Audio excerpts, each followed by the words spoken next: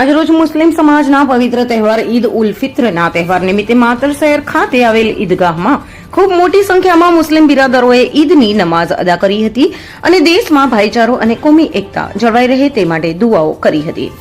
મુસ્લિમ સમાજના પવિત્ર રમજાન માસના 30 રોજા પૂર્ણ કરી આજરોજ ઈદનું પર્વ ખૂબ ધામધૂમથી ઉજવવામાં આવી રહ્યું છે.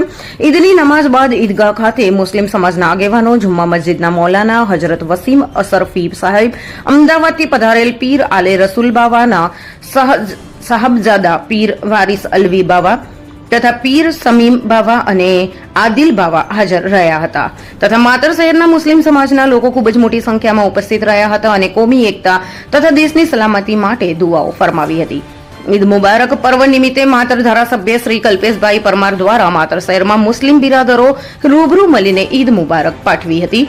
માતરના સેવાભાવી ધારાસભ્ય શ્રી કલ્પેશભાઈ પરમાર સાહેબ તથા હાલમાં ભારતીય જનતા પાર્ટીના નવનિયુક્ત કારોબારી સભ્ય અને સેવાભાવી શ્રી પોપટ કાકા તથા માતર બારોટ સમાજનું ગૌરવ એવા સ્નેહી નિષ્ઠાવાન શ્રી અભિષેક બારોટ રૂબરૂ નિવાસ સ્થાને મુસ્લિમ બિરાદરોને ઈદ મુબારકની શુભેચ્છાઓ પાઠવવા પહોંચ્યા હતા.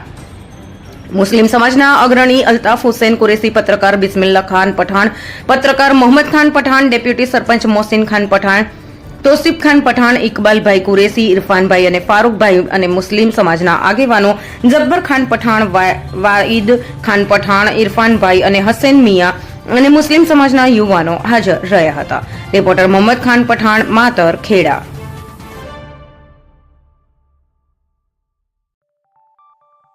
Preview.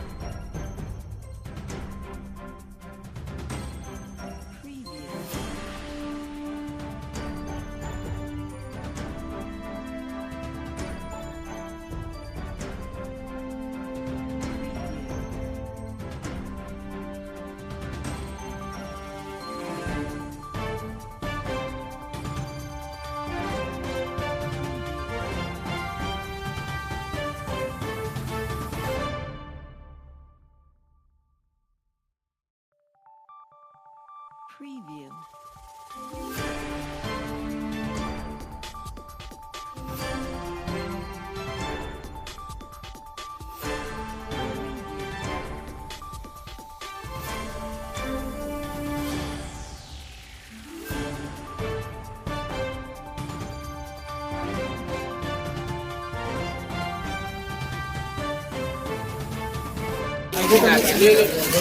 हम दिखाएंगे सच्चाई की खबर चैनल को लाइक कीजिए, सब्सक्राइब कीजिए और हमारे साथ जुड़े रहिए. हम दिखाएंगे आपको सच्चाई की खबर.